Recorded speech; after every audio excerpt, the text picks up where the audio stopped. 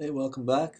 In this Scribblecast, we're going to be looking at different types of numbers and maybe comparing numbers a little bit. So we'll look at rational numbers on a number line, converting fractions to decimals.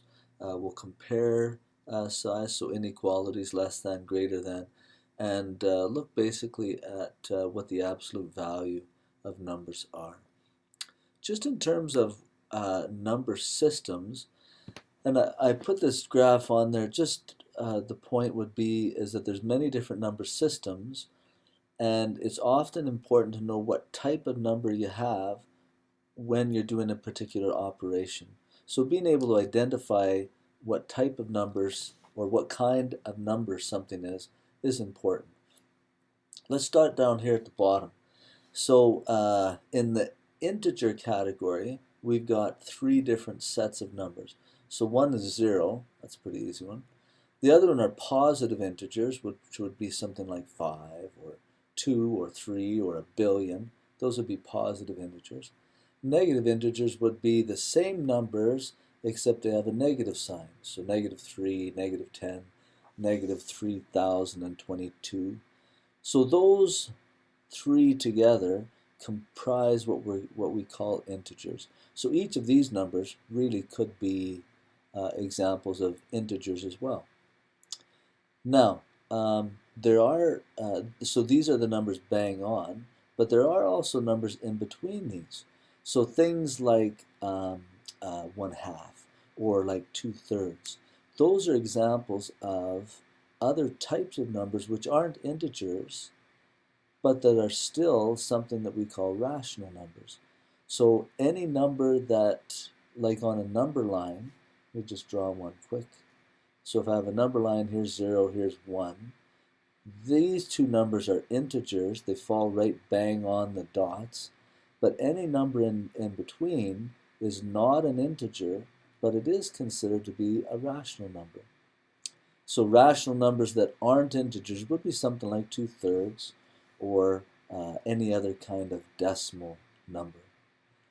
Now, all of these integers and the rationals that aren't integers are actually also, you could call all of those rational numbers. Oops, not that one. This one and this one.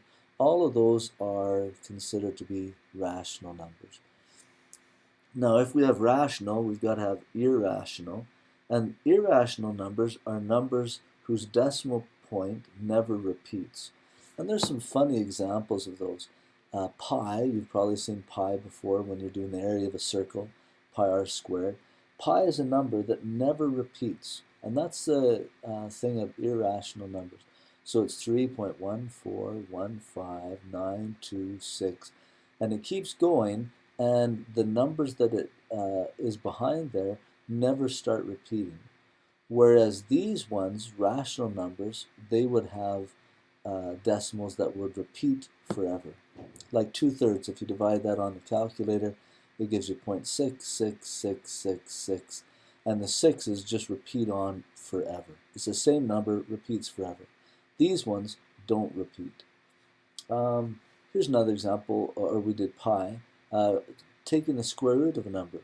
If you take the square root of 5, you'll also get a number that never starts to repeat. It just changes the numbers all the time. Now, all of those numbers combined are called the real numbers.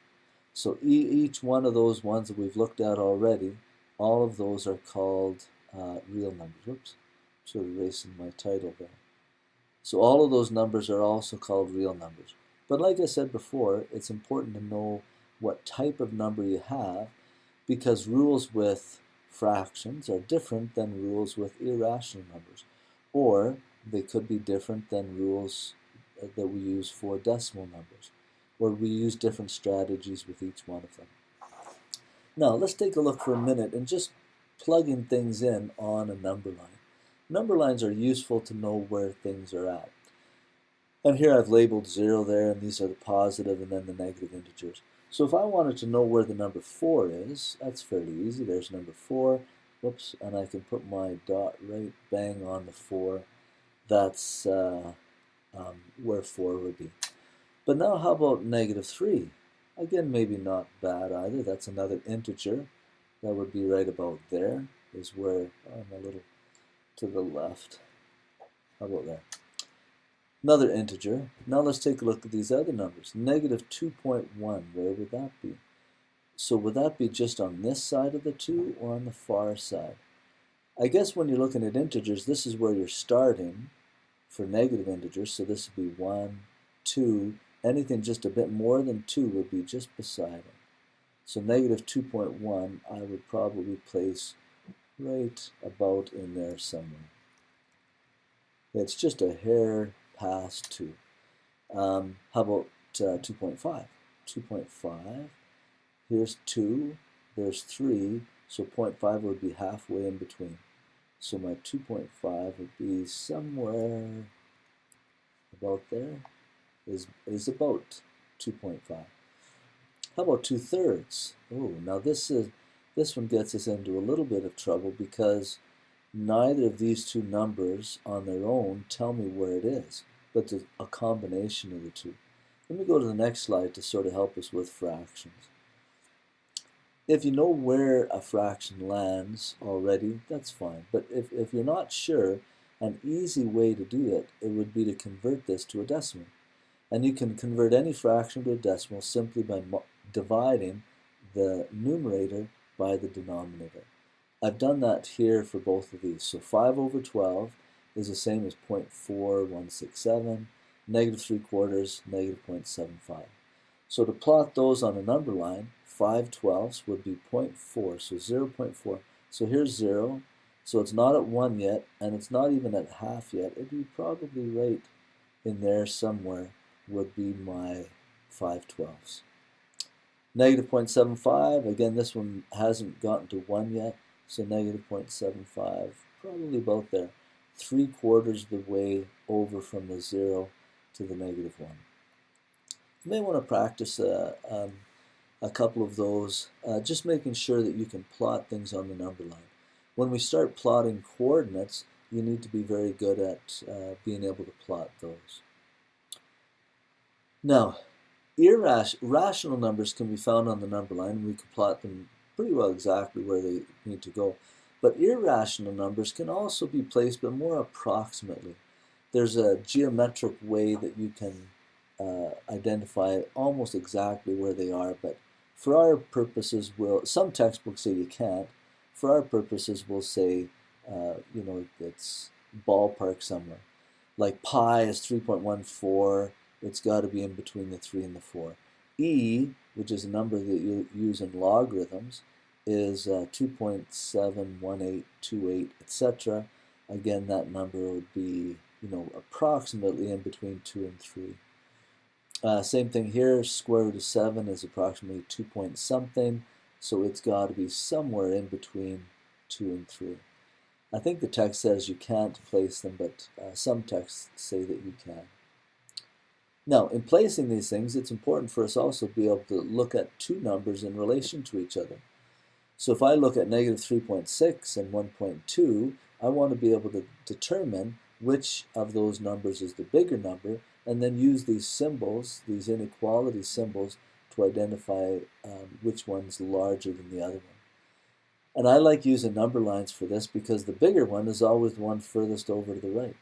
So if I find negative 3.6, that's somewhere in there, 1.2, somewhere in there. This one here is the biggest one.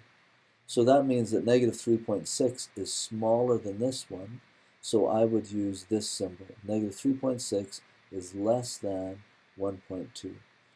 Some teachers tell you that it's like an alligator, and the alligator eats the bigger number. Now you can do that, and you'll probably be correct most of the time, but it's probably a good idea to get familiar with this is less than, and this one here is greater than.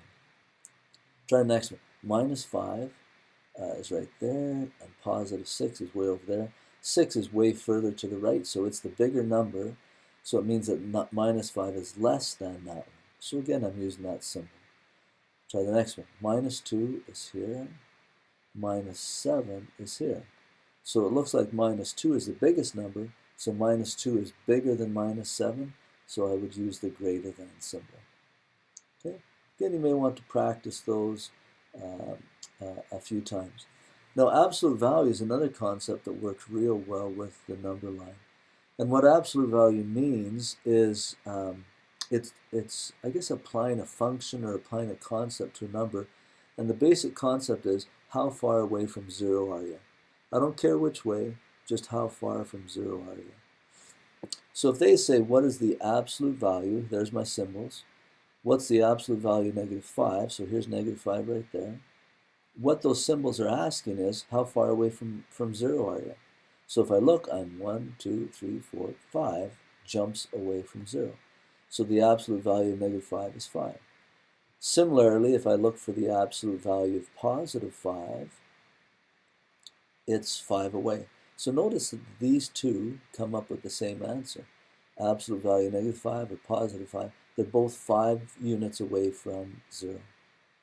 So if I say, what's the absolute of -4.2? Absolute value of that is just 4.2. It's going to be 4.2 units away from 0. Similarly with this one, what's the absolute value of 8 1/4? How far away are you from 0? I'm 8 1/4 away from 0. Okay. Absolute value is a nice concept. You'll find that we will use it in later classes in solving equations. But it's a fairly simple concept. It just means how far from 0 are you. I don't care if you're positive or negative, it's just how far are you away. Okay, that's just a quick run through some of the numbers. Here's just a quick little summary, and see if you, in your own mind, you can distinguish between these types of numbers. Integers, we saw that they were positive and negative numbers, so like a -3 or a positive 1,000. Examples of integers. Rationals, those two would work too for rational numbers, but rational numbers also include decimals, so 0.25. Or they also include fractions, 4/5 would be another example. Whole numbers, we didn't have those defined on the first page, but those basically include 0 and then all of the positive integers. Those are whole numbers. Natural numbers are numbers that, and these are just names, they're basically the positive integers. That's what natural numbers are. And irrationals, those are the ones that were joined with those guys. These ones have decimals that repeat forever. These ones have decimals that never repeat. So pi was an example, or the square root of 3 would be another example. Okay, hopefully that gives you a start on looking at the real number systems and a few operations within them.